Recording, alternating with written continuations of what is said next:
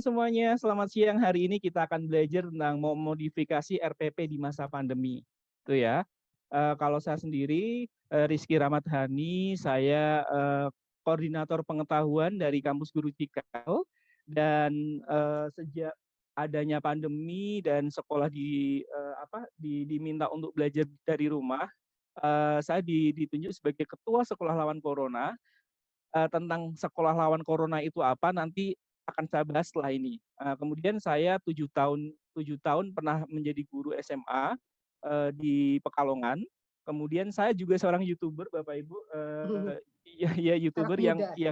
yang yang sering juga bikin konten-konten pembelajaran yang saya masukkan ke YouTube. Harapannya sih banyak guru-guru yang terbantu dari situ semuanya. Nah, kemudian selain saya sebagai YouTuber, saya juga mengembangkan YouTube untuk murid-murid saya karena memang di Hmm. masa seperti ini, di masa sekarang ini butuh sekali teman-teman murid untuk bisa mengeksplorasi dirinya. Nah, kalau teman-teman semuanya ingin bersilaturahmi dengan saya, bisa add Instagram saya @rizkyrahmat atau bisa berteman saya di Rizky Ramadhani di Facebook. Mungkin teman-teman akan bertanya, apa itu sekolah lawan corona? Nah, oke. Ini Bapak Ibu. Jadi sekolah lawan corona itu lahir sekitar bulan Maret ketika sekolah banyak diminta untuk belajar dari rumah gitu. Sekitar tanggal 16 Maret.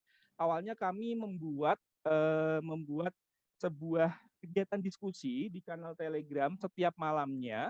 Tujuannya agar banyak guru di situ belajar bareng-bareng mengenai pembelajaran jarak jauh gitu. Tapi setelah kami melakukan itu sekitar 2 minggu, kami refleksi, kok semakin ke sini pertanyaan-pertanyaan yang muncul walaupun kita sudah 2 minggu melaksanakan itu, pertanyaannya masih sama saja. Jadi kayak diulang terus. Padahal kan topiknya sudah berkembang, tapi pertanyaannya masih yang dasar lah. Akhirnya kami mikir, gimana ya agar sekolah lawan corona itu bisa membantu guru dari level yang paling rendah hingga guru itu bisa bikin program untuk muridnya, bisa bikin pembelajaran jarak jauh yang efektif, yang bermakna untuk muridnya. Akhirnya, Bapak Ibu semuanya, kami akhirnya bikin kurikulum sekolah lawan corona. Ini Bapak Ibu kurikulumnya. Ini. Jadi ini kurikulum sekolah lawan corona, Bapak Ibu. Jadi kami di awal melakukan asesmen terlebih dahulu, ini melakukan asesmen pembelajaran agar tahu guru ini ada di level mana sih? Apakah jangan-jangan guru ini belum belum bisa teknologi? Nah, nanti kalau guru belum bisa teknologi, belajar di kita dari level nol gitu. Kalau Contohnya. guru sudah bisa merdeka pembelajaran, udah bisa bikin RPP, ya nanti mulainya dari level 4 gitu.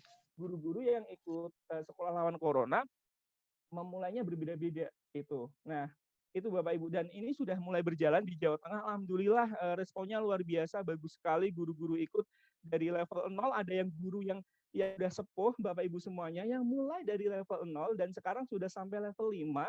Alhamdulillah semangat guru-guru untuk belajar untuk bisa merancang pembelajaran yang bermakna luar biasa. Nah, kalau di sekolah lawan corona sendiri banyak manfaatnya yang bisa didapatkan dari misalnya Bapak Ibu bisa mengakses praktek baik guru-guru yang nulis di surat kabar, nanti surat kabar itu kita bagikan, ada ratusan RPP yang bisa digunakan juga dan dimodifikasi oleh Bapak Ibu, ada kelas pendampingannya dan juga nanti Bapak Ibu diajak untuk bikin program online yang bisa digunakan oleh murid Bapak Ibu guru sendiri dan murid yang lainnya. Itu tentang sekolah lawan corona. Nah, siang ini kita akan belajar bareng-bareng Bapak Ibu semuanya berkaitan dengan RPP. Tapi sebelumnya, saya mengajak Bapak Ibu coba silahkan buka menti.com.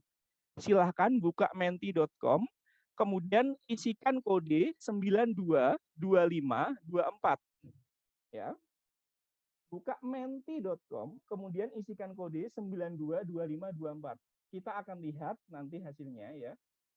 Saya buka mentinya terlebih dahulu.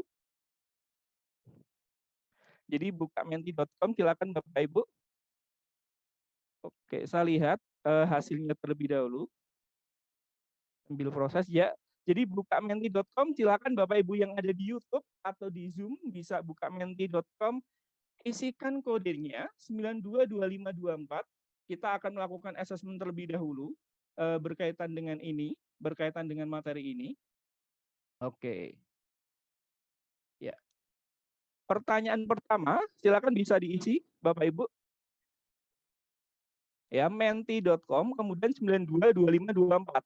Elemen apa? Udah banyak yang ngisi. Udah 10 orang. Elemen apa yang diperhatikan pertama saat akan bikin RPP? Materi ajar yang paling tinggi. Materi ajar, aktivitas pembelajaran, asesmen pembelajaran. Materi ajar yang paling tinggi nih Bapak Ibu semuanya.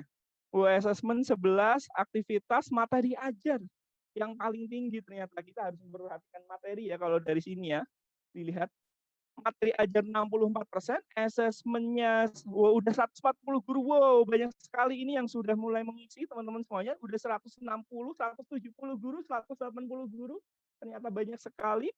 Udah 60% semuanya di materi. 60% bawahnya materi, ada murid, kemudian aktivitas, yang terakhir di asesmen. Gitu. Ini kita bisa lihat teman-teman semuanya, bahwa ternyata banyak guru-guru yang ketika akan bikin RPP mulainya dari materi ajar terlebih dahulu. Kita akan lihat. Ya, kita akan lihat nanti mungkin sampai 500 orang kita akan pause ya. 61% orang lebih fokus ke materi, murid 17%, aktivitas pembelajaran 11%, asesmen 10%. Ini materi kayaknya nggak ada yang nyelip ini. Wow, bergumul semuanya di materi. 400 orang ngisi asesmen kali ini. Kita nunggu, ini luar biasa Bu. Ini apa antusiasnya peserta untuk mengisi ini semuanya. Hampir 500 orang. Ini baru berapa menit belum saya ini. Ya. Materi ajar 61%, murid 16%, aktivitas 12%, 12%-nya asesmen. Ternyata materi ajar. Kita sampai 500, habis itu kita lanjut ke pertanyaan kedua. Teman-teman di sana nanti bisa melihat ya hasilnya. Oke, 492 peserta yang isi, 400. Oke, 500 ini. Oh, udah 500. Oke, berarti kalau kita lihat teman-teman, kita bisa simulin. Kalau teman-teman guru, ternyata banyak ketika bikin RPP memulainya dari 1, materi ajar 60%, murid 15%, aktivitas, jadi memulainya dari aktivitas dulu 13%, dan terakhir dari asesmen pembelajaran. Oke, kita lanjut ke pertanyaan kedua, teman-teman semuanya. Ya, kita lanjut ke pertanyaan kedua. Pembelajaran di bawah ini yang pernah Bapak Ibu lakukan di masa pandemi, silahkan. Baru 32 orang yang mengisi, silakan yang lain. Pembelajaran di bawah ini yang pernah Bapak Ibu lakukan di masa pandemi. Mengajak murid mengerjakan soal LKS, juga banyak ini. Menyampaikan materi, kemudian meminta murid mengerjakan tugas. Wow, ternyata yang paling banyak itu. Oke. Menyampaikan materi, kemudian meminta murid mengerjakan tugas. 168 orang yang mengisi, teman-teman. 200 orang yang mengisi, yang option C, menyampaikan materi. LKS 38, jadi guru meminta murid mengerjakan LKS ada 43, meminta murid menyalin teks ada 24, menyampaikan materi ada 300 paling banyak ini. Menyampaikan materi, kemudian meminta murid mengerjakan tugas. Itu. Kemudian yang paling sedikit ini ada juga meminta murid untuk memilih asesmen yang sesuai dirinya 49. Yang paling banyak yang option C. Oke, udah 550 peserta yang mengisi. Ya, oke, ternyata banyak banget yang mengisi option C. Ini berarti bisa kita lihat gambaran teman-teman guru. Ternyata banyak guru yang menyampaikan materi dan kemudian meminta murid mengerjakan tugas. Oke, ya udah 600. Ya, terima kasih teman-teman. Nanti hasilnya bisa saya share lagi ya. Kita lanjut ke yang tadi. Masih banyak sekali yang mengisi. Ya. Oke, terima kasih. Kita lanjut ke materi yang tadi. Ya, terima kasih teman-teman. Kalau dilihat dari pertanyaan pertama, terlihat bahwa teman-teman semuanya ketika akan bikin RPP, yang pertama difikirkan adalah materi.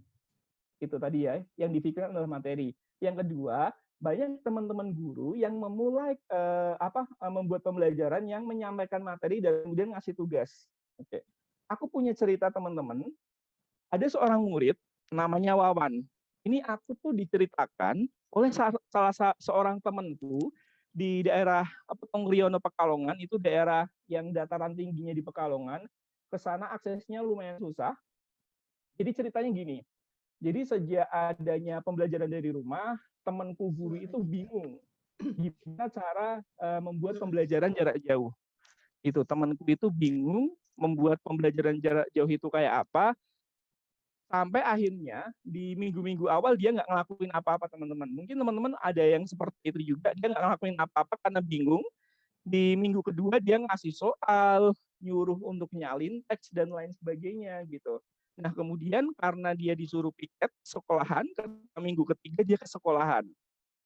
Ketika dia ke sekolah, dia coba main ke salah satu murid namanya Wawan ini. Ketika main ke rumahnya Wawan, ternyata Wawan sedang beraktivitas. Aktivitasnya dia bikin kandang untuk sarang tawon. Ini seperti yang ada di gambar. Kandang seperti sarang tawon. Kemudian setelah ngobrol sama Wawan, ngobrol lama sama Wawan, ternyata teman saya itu tahu bahwa ternyata selama nggak belajar sama guru, yang dilakukan Wawan itu memanen sarang tawon dan berhasil punya penghasilan dari situ dan berhasil membantu orang tuanya yang waktu itu kecelakaan, yang membiayai Wawan ini. Kemudian teman saya ini refleksi, siswa murid selama 3 bulan nggak saya ajar, 3 minggu nggak saya ajar, malah murid ini bisa menghasilkan sesuatu untuk hidupnya, bisa mendapatkan sesuatu di pembelajaran hidupnya. Nah, ketika saya pegang selama bertahun-tahun dan di awal-awal pandemi saya pegang, ternyata murid ini nggak dapat apa-apa gitu. Itu refleksi yang disampaikan oleh teman saya. Jadi Wawan selama ini saya ajar malah nggak dapat apa-apa, malah saya lepas, dia malah bisa mengeksplorasi dirinya, bisa membantu keluarganya dengan cara kayak gitu. Akhirnya dari sini teman saya Pak Nunu dari SMA 1 Petongriono itu dia mulai refleksi gimana ya caranya pembelajaran agar juga bisa membantu si Wawan ini, gimana caranya agar pembelajaran nggak sekedar ngasih soal, pembelajaran nggak sekedar ngerjain LKS yang mana malah itu bikin Wawan terganggu, ya gitu. Itu yang jadi refleksi Pak Nuno. Nah, cerita kedua datang dari guru Dina. Dari ini salah satu guru yang kami dampingi Bapak Ibu semuanya di komunitas guru belajar. Jadi ceritanya kayak gini kalau Guru Dina Wayu. Ketika ada pandemi, yang dilakukan Guru Dina itu menggunakan RPP yang tatap muka. Gitu. Jadi RPP yang tatap muka diserahkan ke orang tua, silakan Bapak Ibu ikutin apa yang ada di sini, nonton video ini dan lain sebagainya kayak gitu. Ternyata ketika dilakukan itu Bapak Ibu semuanya, ya ternyata nggak efektif. Banyak anak-anak yang memilih main karena orang tuanya juga bekerjanya berbeda-beda, ada yang kerjanya pagi, ada yang kerjanya siang dan lain sebagainya. Untuk mendampingi anak susah dengan cara kayak gitu. Nah, dari situ ternyata nggak efektif sekali apa yang Guru Dina lakukan. Gitu, Guru Dina lakukan nggak efektif sekali. Gitu.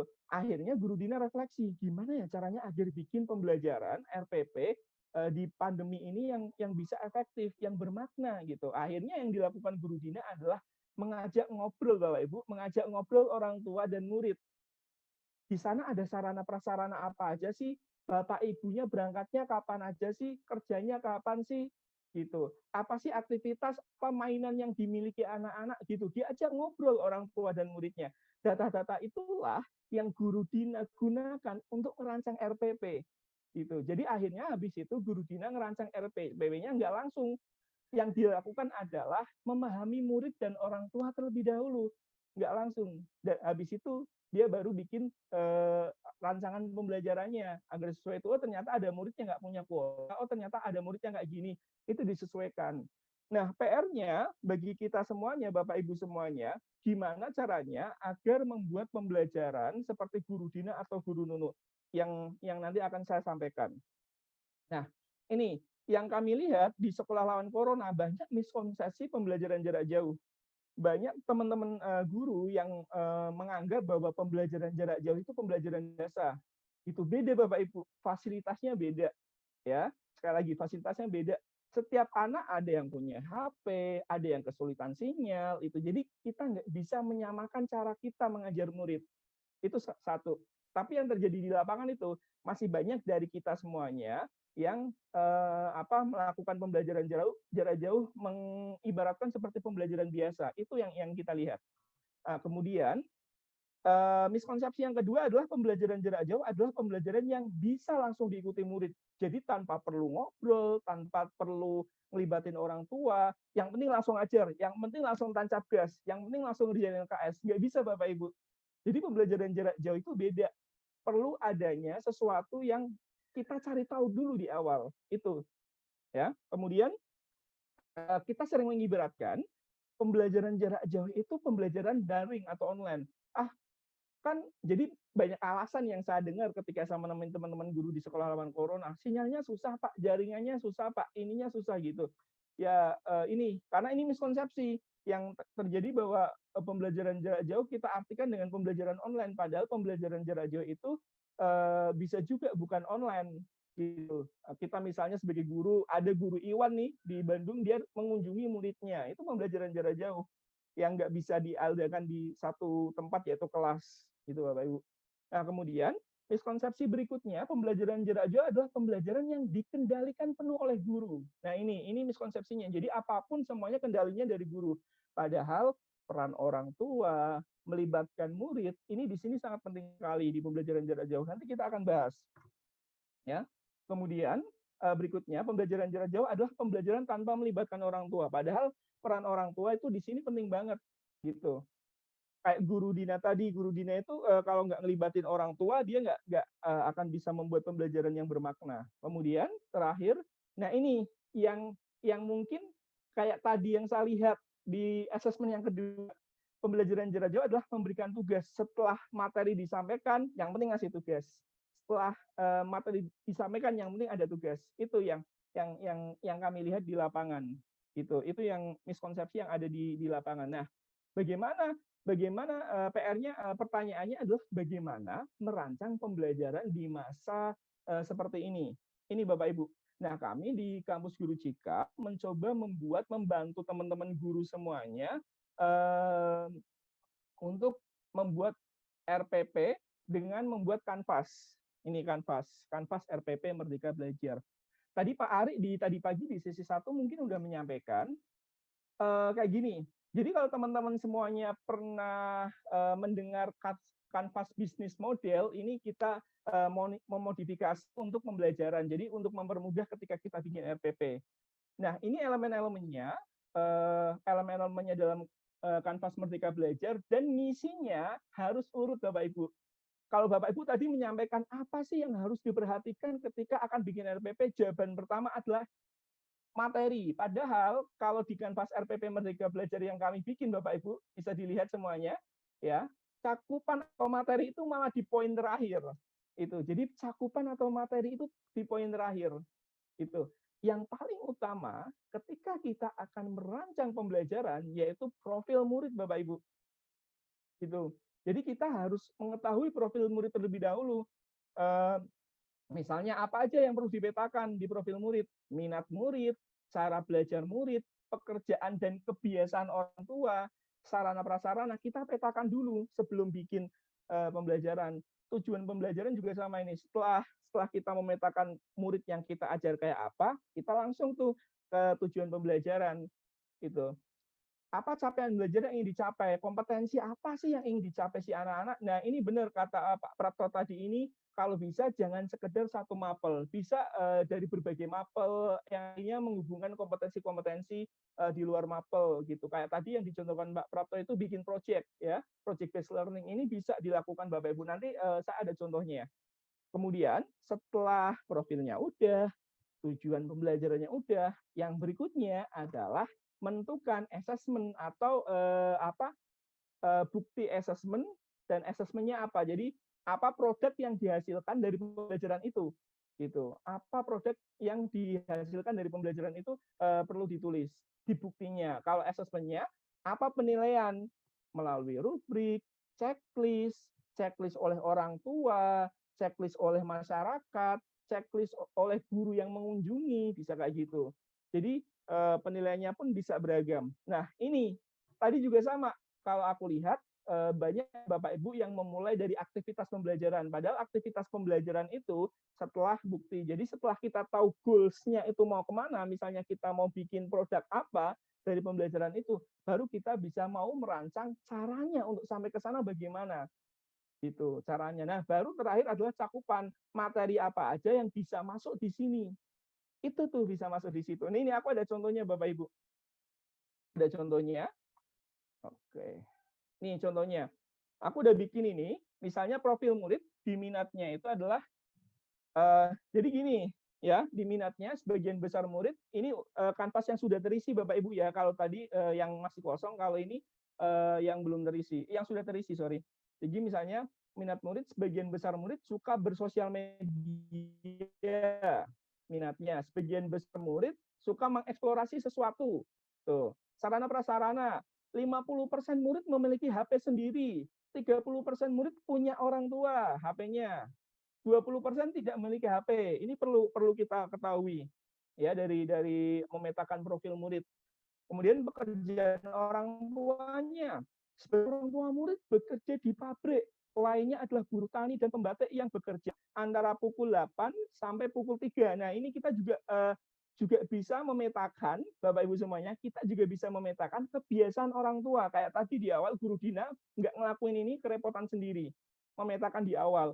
Kemudian cara belajarnya murid kayak apa ditulis, mayoritas murid suka berdiskusi. Kemudian tujuan pembelajaran. Nah, kalau Bapak Ibu lihat tujuan pembelajaran di sini, ini adalah saya sudah gabungkan dari berbagai kajian, nanti kita bahas.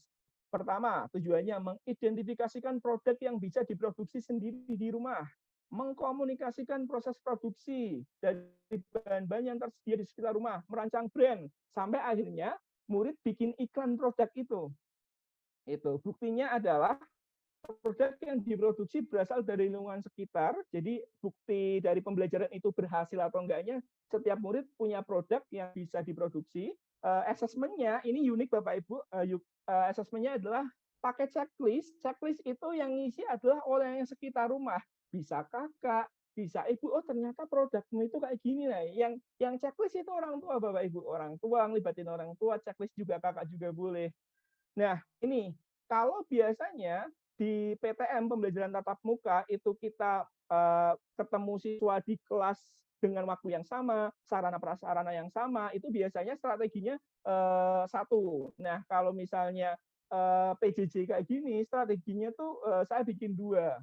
Jadi karena di sini apa muridnya itu ternyata ada yang punya HP, ada yang HP-nya orang tua dan ada yang nggak milih HP. Saya punya dua strategi online sama strategi offline gitu. Yang offline itu berarti guru itu mengunjungi dengan tujuan pembelajaran yang sama, dengan assessment yang sama, tapi caranya berbeda Bapak Ibu. Gitu. Kalau yang online karena misalnya nih masalah siswa adalah kuota, akhirnya yang saya lakukan adalah membuat kelompok belajar yang berdasarkan jarak rumah, yang rumahnya berdekatan, nanti belajarnya bareng pakai satu HP aja gitu. PJJ offline pun juga sama. Kalau misalnya saya ngunjungin rumah, nanti rumah yang berdekatan bisa ngumpul dulu gitu. Nah, habis ini cakupan itu materi apa yang bisa masuk di sini tentang merancang produk, pembelajaran seni, membuat brand dan logo, pembelajaran TIK, mengkomunikasikan proses itu paragraf eksposisi bahasa Indonesia, menghitung biaya produksi itu termasuk numerasi ekonomi, kemudian ketika mengiklankan itu paragraf persuasi bahasa Indonesia juga itu Bapak Ibu. Nah ini berikutnya ini profil murid. Pertanyaannya, Pak gimana sih caranya agar kita dapat profil murid? Nah itu biasanya miskonsepsinya kan tadi banyak guru ketika akan mengajar langsung ngajar aja. Nah saran saya Bapak Ibu semuanya, sediakan 1 minggu, 2 minggu untuk memetakan profil murid. Bisa gunakan angket, bisa gunakan formulir gitu untuk mengetahui ini semuanya. Sarana prasarana di rumah kayak apa, cara belajarnya kayak apa, pekerjaan dan kebiasaan orang tua kayak apa, minatnya apa. Ini perlu dipetakan Bapak Ibu semuanya. Itu yang biasanya saya lakukan, dan teman-teman di komunitas guru belajar juga sering melakukan ini semuanya. Itu.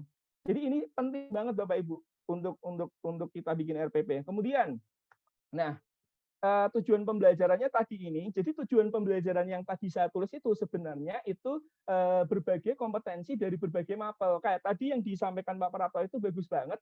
Jadi di awal itu menganalisis KD-KD, ya, mana yang bisa dihubungkan satu sama lain. Nah ini aku bisa menghubungkan kayak gini, dari KD Bahasa Indonesia, matematika, ekonomi, TIK, seni, dijadikan jadi satu, jadi project Bapak Ibu.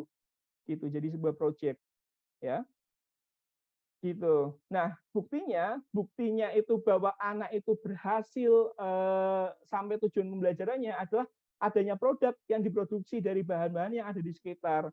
Nah, kemudian penilaiannya nanti orang tua atau orang-orang yang di sekitar tuh ngasih checklist. Ini udah layak jual atau belum nggak ya? Gitu. Dari checklist kelayakan produk dan diisi oleh orang sekitar rumah, bisa orang tua, bisa siapapun yang ada di rumah. Gitu. Nah, strategi pembelajaran tadi saya karena ini dilihat dari profil murid itu berbeda-beda, ternyata ada yang punya HP, nggak punya HP, akhirnya kayak gini yang saya lakukan, adanya daring dan luring. Gitu. Kalau daring ini misalnya nih, guru membuat kelompok belajar berdasarkan jarak rumah. Pertama kayak gitu. Guru menggunakan platform WA untuk mengkomunikasikan pembelajaran. Nah, ini karena ini yang sering saya lihat di teman-teman guru semuanya, karena ingin keren, karena ingin apa, akhirnya pakai aplikasi-aplikasi yang bagi murid nggak familiar. Gunakan Bapak Ibu aplikasi yang familiar dibagi murid. Nah, karena WA yang paling familiar, guru itu menggunakan WA. Kemudian di awal nggak langsung menyampaikan materi, murid diajak diskusi Bapak Ibu, diajak diskusi, berinquiry. Guru mengirimkan gambar salah satu produk makanan lokal gitu, dikirimkan tuh lewat grup WA. Yang daring ya Bapak Ibu, ini nanti yang luring beda lagi. Guru ajak murid untuk berdiskusi bagaimana produk itu bisa sampai di pasaran. Anak-anak disuruh diskusi gimana sih prosesnya produk ini bisa sampai di pasaran dan laku dijual gitu. Disuruh diskusi, habis itu dari diskusi anak-anak bisa menyampaikan lewat teks, lewat pesan suara, apapun yang bagi anak nyaman. Bisa kayak gitu. Yang lewat daring ya Bapak Ibu. Kemudian setelah itu guru membahas hasil yang dikirimkan murid dan menyimpulkan bagaimana proses. Habis itu baru deh masuk ke materi pembelajarannya. Itu jadi nggak serta merta langsung ini loh kita harus belajar ini bla bla menyampaikan materi, nggak, diajak diskusi, inquiry itu. Jadi apa yang kita lakukan di kelas sebenarnya bisa juga dilakukan. Nah ini kalau luring beda lagi Bapak Ibu. Luring beda lagi. Guru membuat kelompok murid berdasar jarak rumah. Guru mengunjungi murid di kelompok tersebut. Guru menunjukkan, kalau tadi kan baru ini bisa menunjukkan langsung gitu. Jadi sesuatu yang di daring itu di luring. Kalau yang luring kayak gitu. Ini Bapak Ibu, jadi bisa melakukan dua strategi sekaligus. Nah, kemudian cakupan itu kayak materinya. Jadi apa yang kita pelajari tentang merancang produk, nanti ini kita masukkan produk dari UMKM lokal, itu nanti sebagai contoh, membuat brand dan logo. Brand itu masuk pembelajaran TIK, mengkomunikasikan proses itu termasuk, jadi nanti murid-murid mengkomunikasikan proses itu gimana bikin produknya itu termasuk pembelajaran bahasa Indonesia, paradigma eksposisi. Kemudian menghitung biaya produksi, itu numerasi ekonomi juga masuk. Terakhir, murid bisa menggunakan sosial media atau gambar atau apapun untuk bikin iklan atau persuasif, ngiklanin ke masyarakat gitu. Nah, coba bayangkan Bapak Ibu, jika itu dilakukan oleh teman saya yang muridnya Wawan tadi. Bayangkan, Wawan sekarang bisa jadi seperti apa? Bayangkan jika kanvas RPP Merdeka Belajar di atas dibuat guru, mungkin produk sarang tawon yang dibikin Wawan sudah memiliki brand dan membantu kehidupannya. Gitu. Kan kita sekolah itu kan untuk hidup ya teman-teman, bukan sekolah hanya untuk sekedar sekolah saja. Gitu. Nah, ini yang teman saya yang kemudian mungkin di tahun ajaran ini dia akan bikin sesuatu yang beda untuk pembelajaran dengan murid-muridnya itu. Nah, kalau kami di kampus Guru Cikal untuk merancang RPP itu juga kami punya cara kami nyebutnya cara 5M. 5M itu ada menuliskan hubungan, memahami konsep, membangun keberlanjutan, memilih tantangan, dan memberikan konteks. Nah, kalau menuliskan hubungan itu gini Bapak Ibu, jadi praktek pembelajaran yang dilandasi orientasi pada anak berdasarkan relasi positif yang saling memahami. Jadi sebelum menyampaikan pembelajaran dari memanusiakan hubungannya dulu, ngobrol sama orang tua, ngobrol sama anak, gitu itu penting sekali. Yang jarang kita lakukan mungkin itu. Memahami konsep juga sama. Jadi bukan sekedar menguasai konten. Coba bayangin si Wawan ini hanya bisa mengerjakan hal yang ada di LKS gitu. Apakah itu nantinya bisa berguna di kehidupannya kalau dia sekedar hanya hafal dan paham. Nah, kalau di kami, kalau bisa memahami konsep, paham akan konsepnya, bukan hanya tentang kontennya.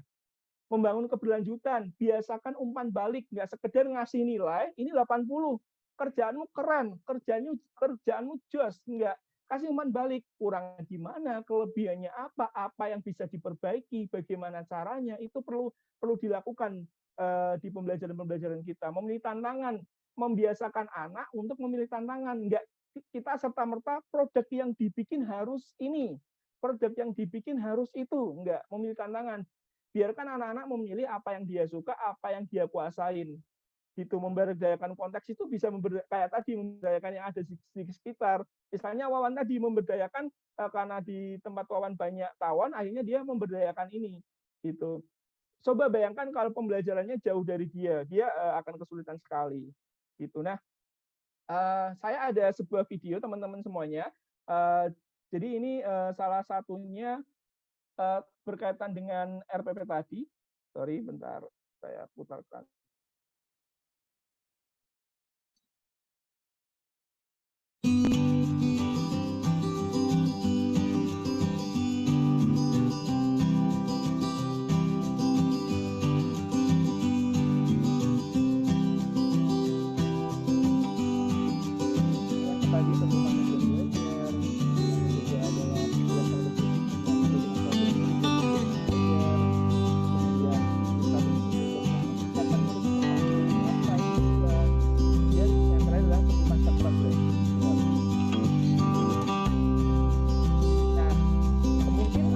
Bapak Ibu semuanya mungkin akan sangat penasaran sekali gimana sih merancang RPP Merdeka Belajar. Kalau sesi siang ini kurang, Bapak Ibu bisa mengikuti pelatihan, bisa klik di bit.ly KGC RPP Merdeka Belajar, nanti kita akan bareng-bareng nemenin Bapak Ibu untuk bisa sampai bikin RPP. Gitu. Kalau mungkin sesi ini sangat kurang Bapak Ibu, silakan nanti bisa diklik bit.ly tersebut. Oke. Nah, terakhir Bapak Ibu semuanya, ini ya, dari penjelasan apa yang saya utarakan tadi, menurut Bapak Ibu mana nih pembelajaran yang harusnya relevan di masa pandemi atau nggak harus pandemi sih sebenarnya, sebelum dan sesudah pandemi juga bisa. Yang A atau yang B? Mungkin bisa dijawab di kolom komentar. Saya ingin lihat A atau B. A, jawabannya A semuanya. Ya, oke, keren. Kalau saya lihat Bapak Ibu semuanya, ini Bu Tina, kalau kita lihat di awal, tadi assessment di awal banyak yang jawab B. Menyampaikan materi, mengerjakan tugas, sekedar menilai, tapi setelah kita bareng-bareng belajar, yang A yang harusnya dilakukan. Sering-sering Bapak Ibu sering-sering ngajak diskusi murid, saya ngasih umpan balik nggak sekedar ngasih nilai A, B, C, 80, 70, tapi ajak anak untuk kita sebagai guru ngasih umpan balik, kenapa bisa kayak gitu, kenapa bisa kayak gini, sehingga anak bisa berkembang juga. Gitu Bapak Ibu. Oke, terima kasih.